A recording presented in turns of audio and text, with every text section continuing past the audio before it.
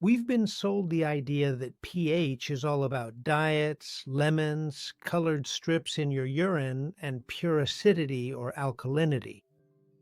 And they've told you that if you're acidic, it's because you eat poorly, and if you're alkaline, it's because you're a healthy person.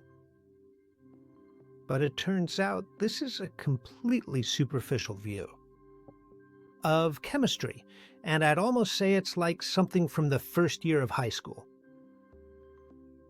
Today, we're going to dive into particle physics because no one has really explained to you what pH is in reality. And certainly, what it isn't is simply a chemical measurement. pH is fundamentally, and at its very core, a specialized biological voltmeter. And when a medical doctor explains to you in a clinical setting that your bodily tissue is dangerously acidic, what they are really saying to you is that the tissue has completely lost its healthy electrical potential. It has lost its vital electrons, it is effectively discharged, it is in a chronic state of oxidation, and it is probably gradually beginning to die off.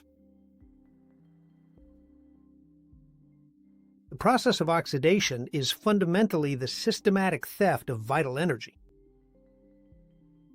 And when we say that an environment is alkaline, what we're saying is that there's an abundance of negative charge, ready to be used to repair your body. In this video from the Cathedral Reconstruction series, we're not going to talk about superficial nutrition. What I'm going to do is talk to you about the currency of life, which is, pay attention, the electron, and about the only law that truly governs your health, which is the maintenance of your cell's electrical potential.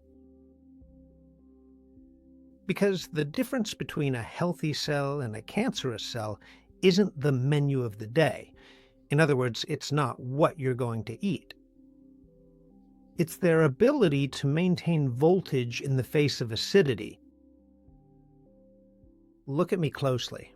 What I'm about to explain to you now is, in fact, the heart of everything. And it's what will change, or should change, your way of understanding health. So that you can finally understand this concept once and for all, I am now going to stop talking simply about chemistry and instead start talking extensively about the complex world of the energy economy. Think of your body as if it were a big city, where the currency that makes everything work properly, so the police can patrol, the streets can be repaired, and there can be light, is the electron.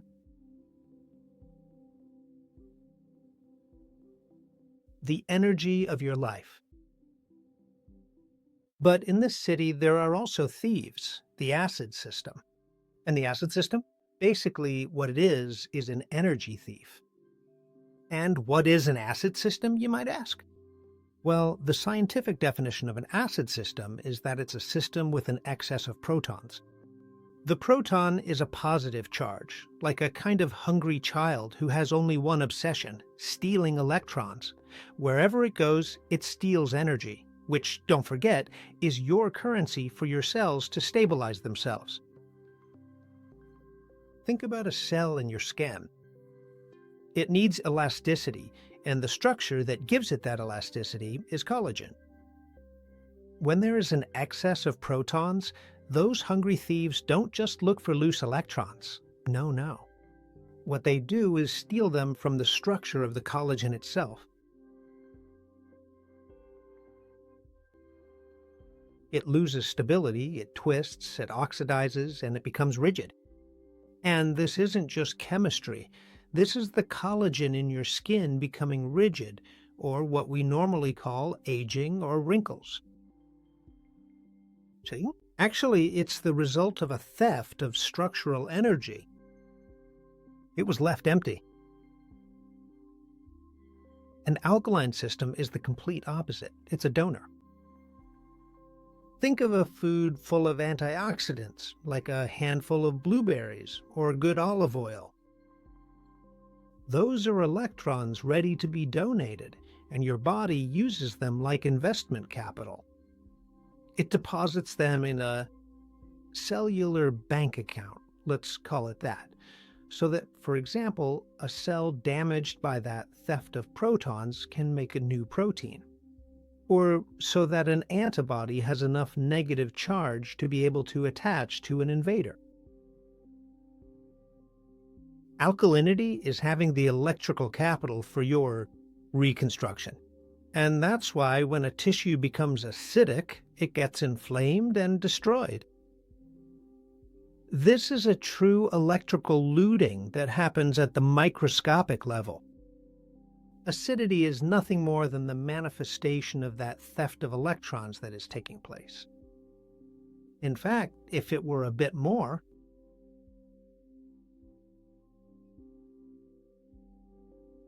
oxidized, reduction, or ORP. This is literally the voltage that a medium has to steal or to donate.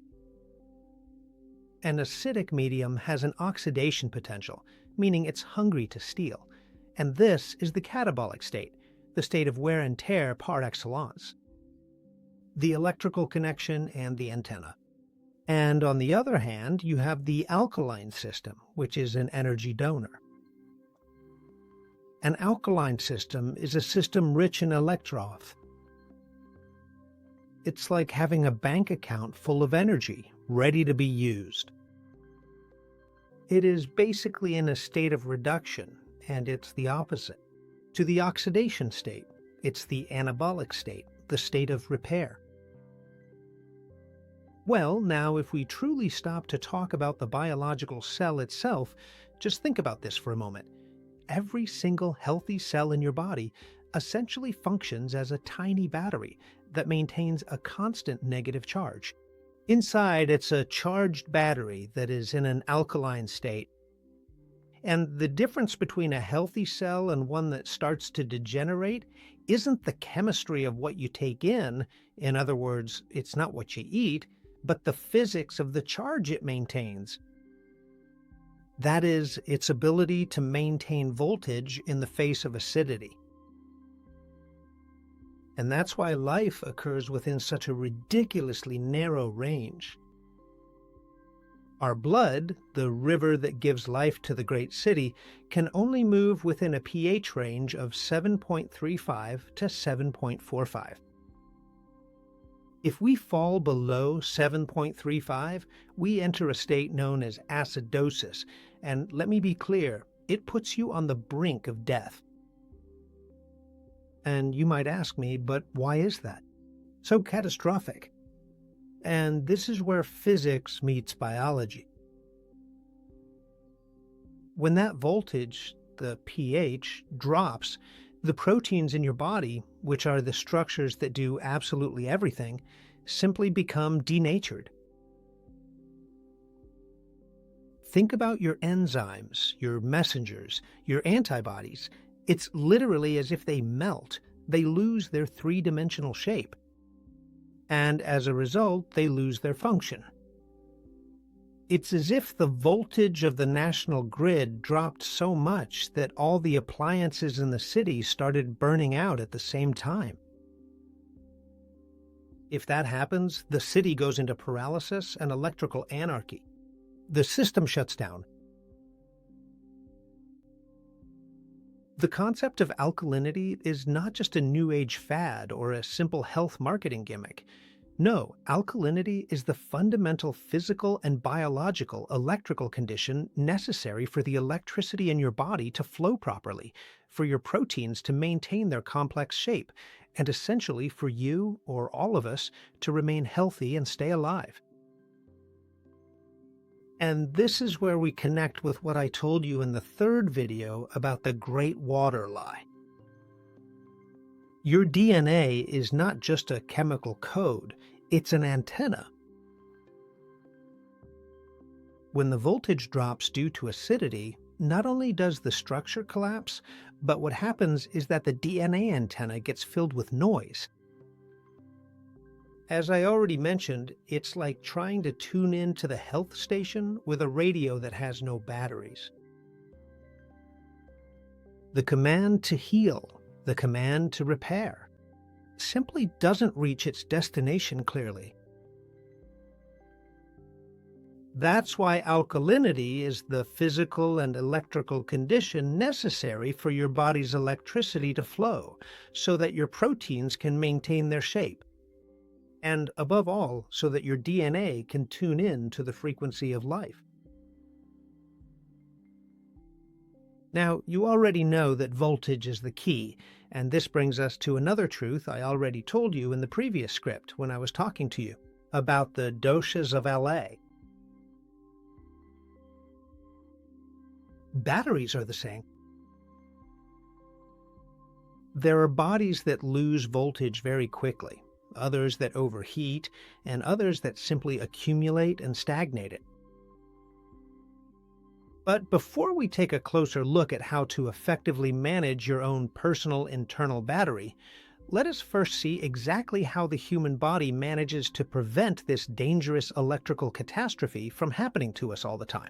Because whether you find it easy to believe or not, you are continuously and perpetually generating acidity within yourself, and the human body has a sophisticated biological defense mechanism that is absolutely remarkable and truly incredible.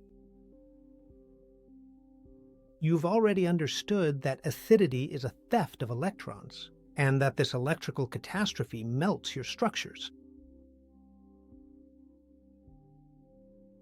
Well, the good news is that the body is not defenseless.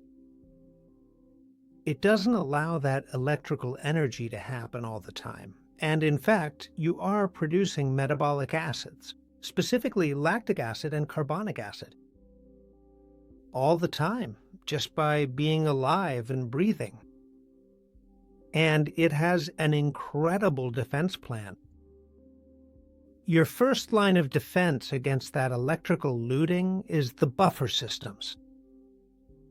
Think of them like the city's fire trucks, always ready to neutralize the fire. Acid. The most important of all, and the one that saves your life, minute by minute. It's the bicarbonate carbonic acid system. This is the true engine of your pH balance. And here, biological complexity becomes a truly simple equilibrium equation in which you are the conductor of the orchestra. On one side is the acidic side, and on the other is the alkaline side. The acidic side is the fire. It's carbon dioxide, that is CO2, which when combined with water becomes carbonic acid, CO3. And this acid is volatile. You expel it when you breathe. And on the other side is the alkaline side, which is the extinguisher. It's bicarbonate, HCO3, the great true buffer that neutralizes the fixed acids you can't exhale. The mastery lies in the fact that this defense involves two of your most vital organs. The first are the lungs, which are the ventilators. They are the ones responsible for handling the volatile acid component. If your body detects, pay attention to this, that you are becoming more acidic, it speeds up your breathing, so you expel more CO2, that is, more carbon dioxide.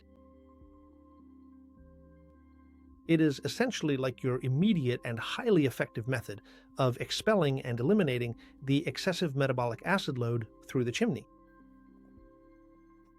That's why deep breathing isn't just about relaxation. In reality, it's an electrical and chemical tool to expel acid load. And then secondly, there are the kidneys, which are the true managers of recycling. The kidneys handle the alkaline component and adjust the quality and quantity of bicarbonate, HCO3, that you retain, as well as the amount of protons that you eliminate through urine. They are the main long-term regulators and your true strategic reserve of alkalinity.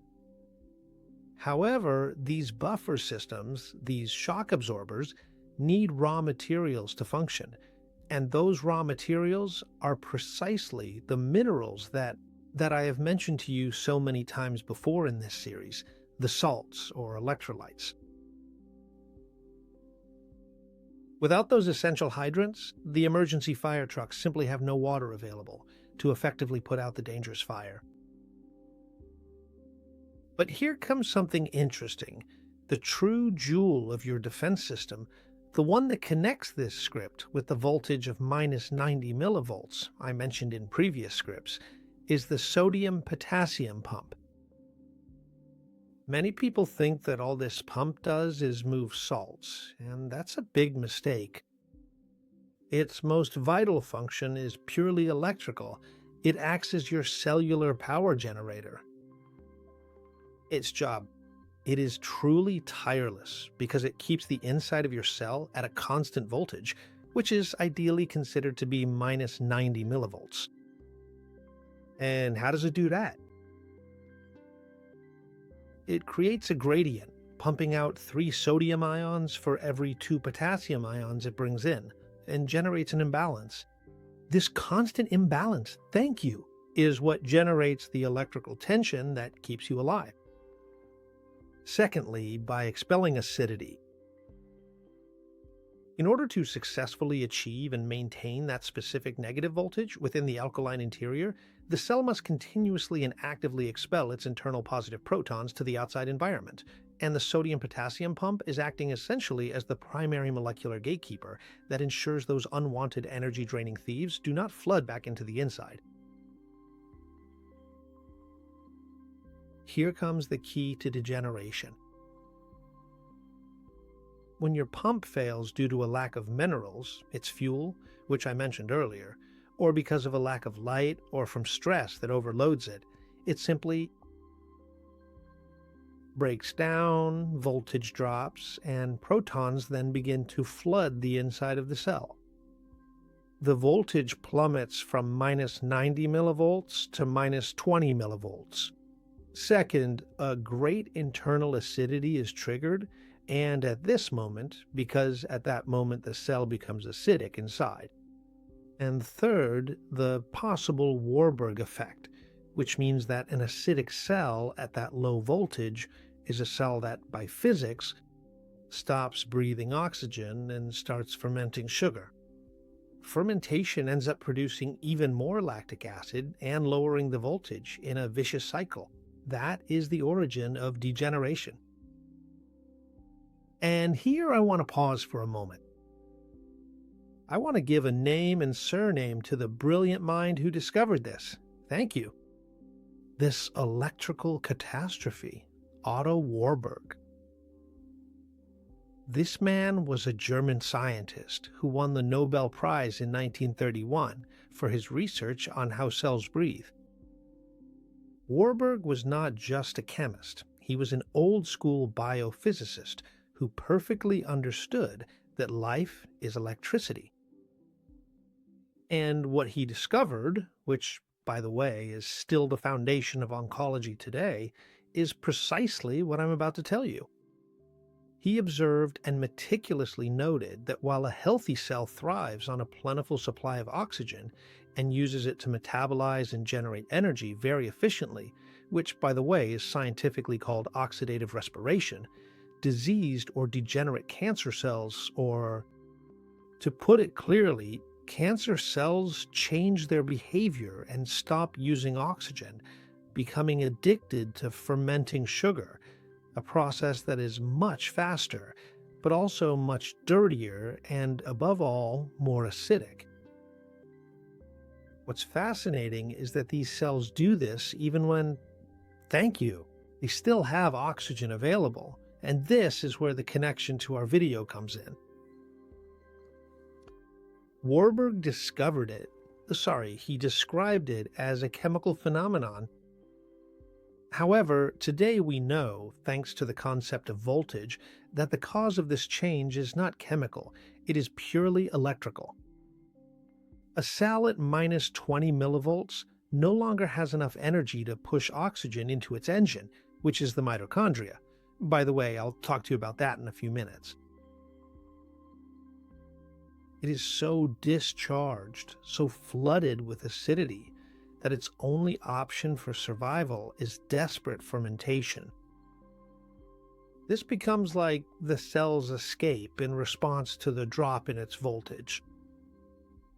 So the Warburg effect is not just a biological whim of the degenerated cell, it is physical proof that the cell can lose the electrical battle against acidity and shows how it reacts when this happens. This is the story of a catastrophe, as you can understand, and in the end, it's not about eating lemons to become alkaline, as some people amusingly suggest. Lemon tastes acidic, yes, but after its metabolic combustion, it leaves behind a mineral residue that actually acts as an essential cofactor for the pump, helping it expel protons. In reality, what matters in the lemon is not its taste. It's the final electrical result on your membrane. Your body is an acidity management system that operates on two levels. On one hand, there's the biochemical level, the lungs and kidneys that buffer acidity systemically. And on the other hand, there's the bioelectrical level, the sodium-potassium pump that protects you at the cellular level, physically expelling the acidic charge to keep you repar voltage at a level close to minus 90 millivolts. If you don't have voltage, there's no defense. If you lack the minerals, the pump stops. Next, I will try to apply this foundational understanding to the central biological power plant, the mitochondria, so that you can fully comprehend the absolute ultimate truth about the electron. We have traveled a truly fascinating path together. Now, you know that acidity is actually an electron theft, and you also know that your sodium-potassium pump works tirelessly to expel those thieves, and to keep your repair voltage in a range close to minus 90 millivolts. But who gives that pump its fuel? Had you thought about that? Who puts that currency of exchange, the electron, into circulation? Well then, now I will try to take you to the master power plant, which I have already mentioned to you in several of my videos, the mitochondria. Many people will tell you that the mitochondria is the engine of the cell, but I tell you it's the voltage-making machine. The real secret of the mitochondria lies in a process called the electron transport chain, known as the ETC. Don't be intimidated by the name. In reality, it's true that it's both simple and powerful. The conveyor belt.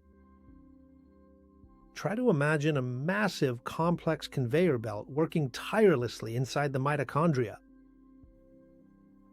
On that belt, electrons, which are the currency of life, are passed from hand to hand. And then there's the proton pump. Each and every single time an electron makes a leap between states, that tiny but significant burst of kinetic energy is actively used to transport and pump protons across the membrane. Outwards. And this is key. And here comes the voltage. By pushing all these protons outward, removing them from the compartment, a huge potential difference is created, a voltage.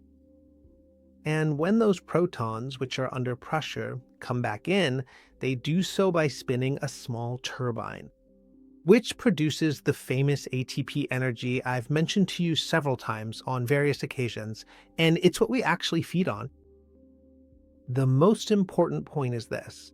If that conveyor belt doesn't work, the protons aren't pumped.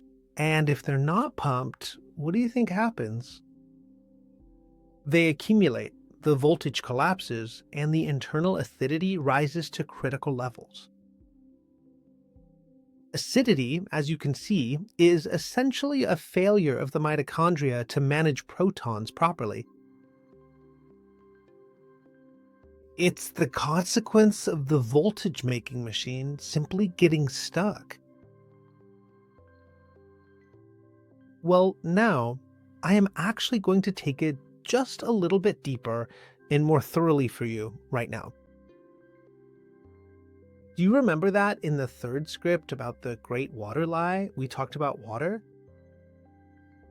Forget about simple H2O, regular water, the kind you drink from a glass. I'm talking about the water inside your cells, which, as I already mentioned, is actually much more complex. The scientist drive.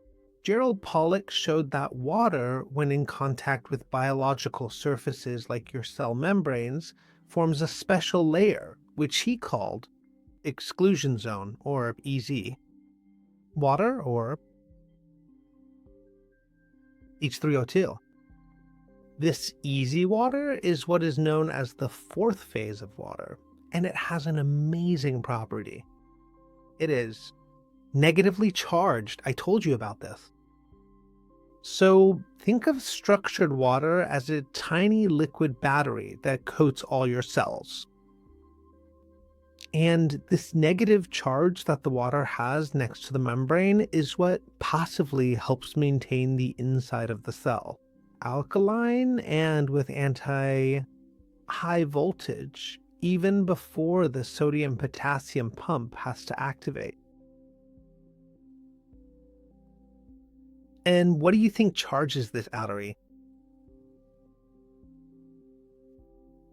Light, especially infrared light, which is an invisible and very powerful part of sunlight. That's the energy that charges it. This structured water battery. Whenever it receives incoming infrared light, this specific negative charge expands significantly, effectively keeping the entire membrane space clean, while simultaneously maintaining a consistent and strong electrical potential. In other words, without light, this battery discharges, the water becomes disordered, and again, the voltage drops. And as if that weren't already enough, who exactly is the single greatest electron donor that currently exists in our world?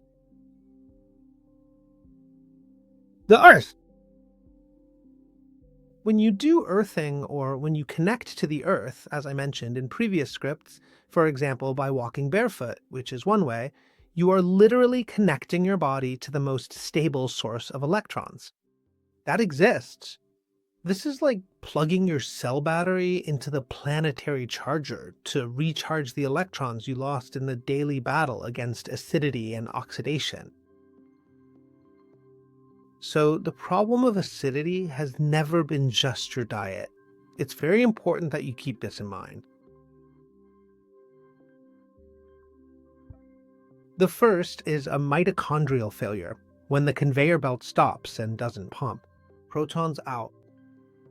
The second is a water failure, when structured water is discharged due to lack of light.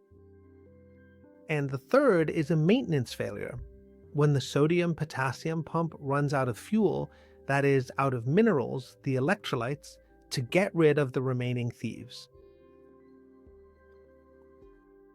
Being sick is being oxidized, and being oxidized simply means losing electrons. In short, this is the loss of electrical potential in the Great Cathedral, which is your body. We have reached the end of this fundamental part of rebuilding your cathedral, and I hope the concepts are clear to you. If, in the end, you have to take away just one idea from this video, let it be this one. Being sick is being oxidized, and being oxidized literally means losing the currency of life, the electron. That is where you need to focus. And the great revelation is that the solution to acidity, to the theft of energy, is not a complicated bang. The solution is a pure act of electrical sovereignty, giving your body back the 3 physical conditions it needs to win the battle. We have gone from seeing pH as a simple measurement, a chemical scale that measures the amount of thieving protons you have, to understanding it as what it really is, a biological voltmeter. A voltmeter that measures the potential or the electrical force you have left to defend yourself. The 3 actions I'm going to give you next are not a nutritional protocol. As I told you, this doesn't depend on your daily menu. They are the 3 ways to set your biological voltmeter to its maximum potential, which is about minus 90 millivolts. And to restore voltage and coherence, these are the 3 technical actions you can implement today. The first, investment capital, electrons. The negative charge donor. The first step is to replenish the electrons that have been stolen from you. And the specific action number 1 is to do daily earthing. Walk barefoot on wet grass or sand because you are literally connecting your body to the most stable source of electrons that exists, the Earth we live on. Second specific action, rich in powerful antioxidants. I encourage you to consume foods with high potential, negative redox, meaning that they are electron donors, such as green leafy vegetables rich in chlorophyll or red fruits. As an example, their color is their charge. Second, the correct voltage, that is, the membrane. The fuel for the sodium-potassium pump. This is the most important thing for it to work. And the second step is to make sure your cellular generator, that is, the pump, has the fuel it needs to expel the protons. Thieves! The first specific action here is very simple. Quality salts, quality electrolytes. Avoid processed table salt and use high-quality sea salt, Celtic salt, or Himalayan salt, or marine plasma, which remember is isotonic seawater, to provide your body with the full spectrum of minerals and electrolytes. And another, you have one more concrete action. 2 as well, breathe your acidity, practice deep breathing. That is your instant tool to speed up the expulsion of carbon dioxide, which is the volatile component, and get rid of it through your lungs. Third, tuning in with the antenna, basically the order of water and light. This third step is to clean the antenna and organize your internal water. And here, the first concrete action is upon waking up. Infrared. Expose yourself to the sun at sunrise or sunset. The infrared light from the sun is the energy that expands the negative charge of your structured water, or easy water, and charges your liquid battery. And then there's a second concrete action you can take, which is even simpler. Turn off the noise. Avoid blue light from screens and devices at least 1 hour before going to sleep. Exposure to artificial blue light significantly disrupts the organization of your body's structured water and shuts down the electrical voltage of your cellular membranes by filling the system with chaotic noise. This interference impacts the antenna of your DNA, which serves as a biological receiver for environmental frequencies, leading to a breakdown in the coherent signaling required for optimal health and cellular function. What was once a depleted battery suddenly shines again with the potential of life. Your body is not broken. It simply requires the expertise of the engineer in charge, that is you, to successfully reestablish its complete electrical sovereignty and control. Well then, I'll see you in the next video, where together we'll continue this journey. And as I always tell you, keep moving forward. Always forward. And I'll read your comments.